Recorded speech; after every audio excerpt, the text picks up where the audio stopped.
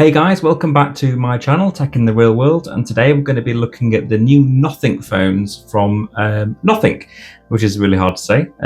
So Nothing Tech is based in London, and they've recently released the Nothing 3A and also the Nothing 3A Pro.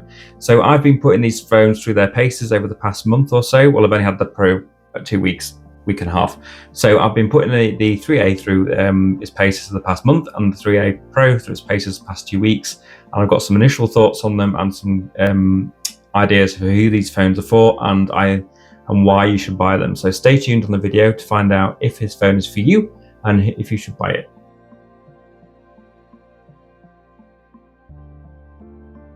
So let me just introduce who Nothing are. So they are, for people who don't know anything about them, they are a tech company based in London.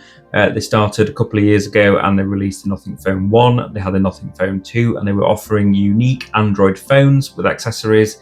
They have a unique design like the see-through backs on the phones, which is really, really cool, I think, and it's just a bit different. It's nice to have a device that's different on the market, not the same old boring design as other manufacturers come up with.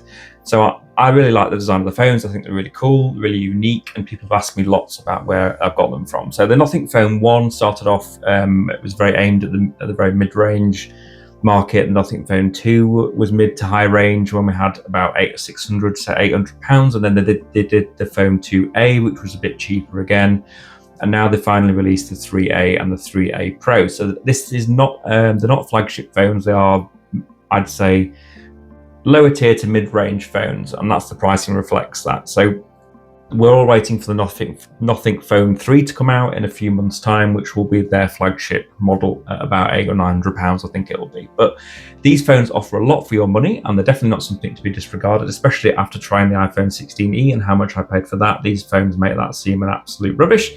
Let's get started looking at the build quality and also the pricing. So the Nothing 3A starts at the very basic price of £329, and for that will get you 8GB of RAM and 12GB of 128GB of storage. Sorry, so that's plenty for most people in the budget to low range market, I think. I'd probably say, though, because you can upgrade the storage to 256 to £379, so it's definitely worth doing that. I think 128 is fine. If you take a lot of photos, go for the 256. It's worth that, paying that £40–50 upgrade to get the higher storage. And it comes in 3 different colours. It comes in the white, which I've got here, and also a grey and also a blue. So I tried to get hold of the blue because I love that, but it's sold out, unfortunately. And then it got the camera module on the back here, and then the 3A Pro is a bit more expensive.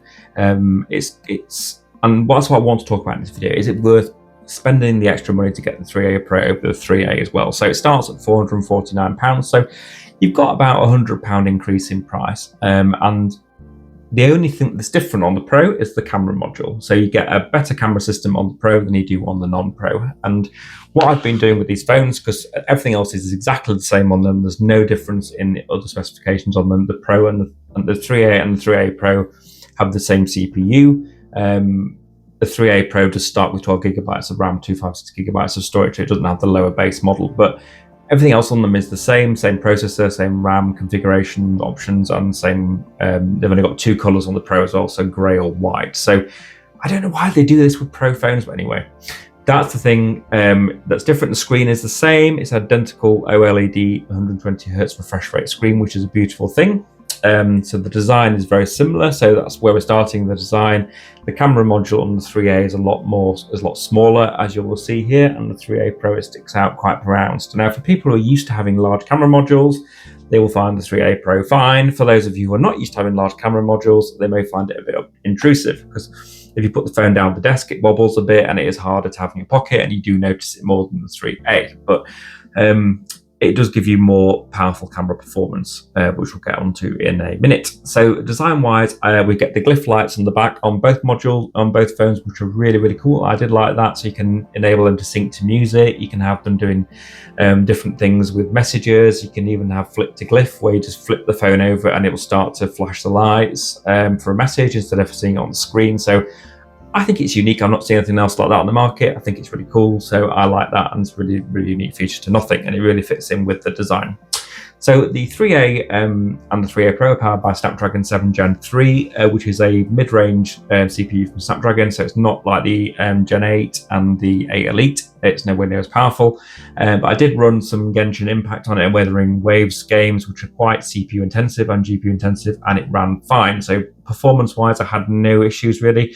You did notice in the operating system, sometimes it would lag a little bit if I had things open in the background. So, most of the time it felt fine, but there was occasional times it would lag where something like the OnePlus 13 or the Samsung S25 wouldn't with its faster CPU. You can also do a really cool thing on both of these phones called RAM Boost, where you can assign up to 8 gigabytes of the memory to the RAM, so you can increase it if you're doing a lot of gaming. You can give it more RAM if it runs out of memory and stuff like that. So lots of really cool features on it. It's got a customized version of Android called Nothing OS, and I think it's the version 3 it's running on here, and it's really unique. It's got different designs, different wallpapers, and there's lots of different things you can do on it. And also, one thing that really impressed me on the performance and design wise was actually the fingerprint reader. So it's an optical fingerprint reader built into the screen, but it never ever failed to open. It was literally the best fingerprint reader I've ever used on a phone. I think I can safely say that, which amazed me, because I thought with it being an optical one it would be rubbish. But no, it's a great fingerprint reader, really reliable, really, really quick. It does have face unlock as well, which is really fast and really easy to use, just like any other Android phone. As I've just done then, and screen wise, the screen's a thing of beauty. It's got an OLED 120 Hz screen, and it's a flexible one, 6.7 inches about, I think it is. So it makes the iPhone 16e look rubbish in comparison. Honestly, it's just such a good screen. Like I've not seen a good screen as good a screen on a budget smartphone for a while. It is beautifully to watch videos on, to game on. It's really responsive. The refresh rate is fantastic, and you can change the refresh rate. It's got HDR ready on it, so you can watch HDR content on it, HDR10, not Dolby Vision, and it just looks beautiful. So you can record in 4K on the cameras as well, which we'll talk about later on. And it comes pre-installed with a screen protector, one of the annoying plastic ones a lot of people hate, but I actually find them quite useful to use when I'm getting them out of the box and stuff, so I don't scratch them. So let's move on to, so performance is really, really good. I found gaming really, really good, movie watching fine. Just the occasional lag in the operating system, that's the only thing I've noticed, but it does go away after you close some background apps. So in terms of the camera, you get on both. So you get 3 cameras on both. So you get a wide camera at 50 megapixels and a telephoto at 50 megapixels and an ultra wide at 8 megapixels. And then you get the same on the Pro, but it's different. So the one on the 3A is a standard telephoto. It's not a periscope telephoto. So this one is a periscope one, just like the iPhone uses, where they have a tetraprism inside the lens, and it enables you to zoom in further and gives you a higher quality zoom. So it's a better telephoto, and I can confirm from testing this will give you better telephoto shots. So if you really like photography and you like taking pictures of telephoto shots, then the 3A Pro is the one to go for. And it takes beautiful shots. I say it's nearly as good as the Samsung S25. I could not tell much difference. I will show you some shots on the video, and it was really, really good. Also, the other 2 cameras are the same. You get a 60 times zoom, digital zoom on the 3A Pro, which you don't get on the 3A. So that's something to bear in mind. You get a much more zoom because you've obviously got a better quality telephoto, which is nice to have. It also has a 4K 30 recording on both phones, which is HDR, looks really, really good. I've not had any problems with the video recording. I thought that looked really good. Doesn't do anything more than 4K 60. You also get a 50 megapixel selfie shooter on the front of the 3A Pro and a 30 megapixel on the 3A. So the 50 megapixel, I thought both selfie cameras were really good.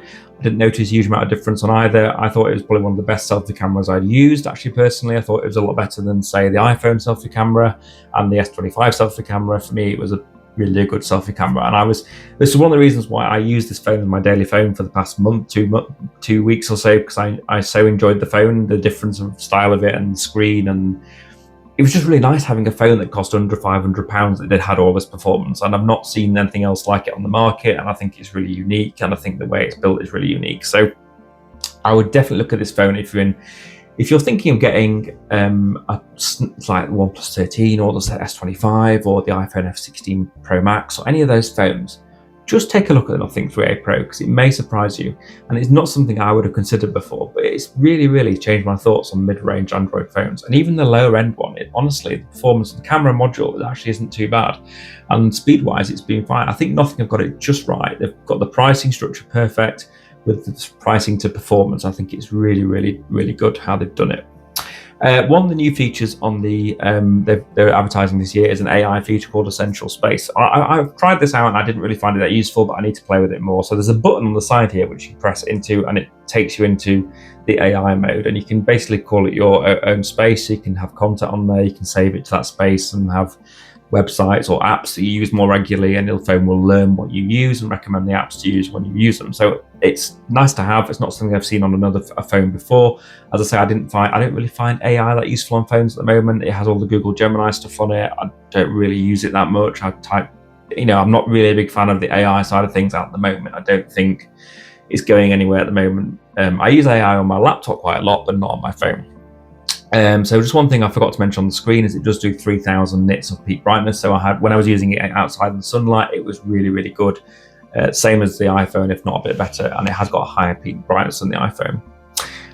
The camera filters were also pretty cool. So it has some unique ways of you can change the filter on the camera, which you can do a lot of phones, but they have some really different ones on these, which were specifically designed for like city scenery because of the London link and stuff like that. So I really liked that. I thought it was really cool and it was really different. I'd not seen anything else like it. And the autofocus was really good because they've increased the autofocus over the 2A to 40% faster, and I did notice that when using it as well. So that's my brief review on the Nothing 3A and 3A Pro. Hope you enjoyed it. Let me know if you have anything else you want to know about the phone. Battery life is 5000 milliamps, so it should last you easily 2 days if you don't use it for light use, and a day for heavy use. I had no problems with the battery on either of these phones. It worked flawlessly for me on both phones, and I can safely say these are some of the best budget to mid-range Android phones I've used in the studio, and I'd happily keep these and use them as my daily phones, especially the 3A Pro with that fantastic telephoto.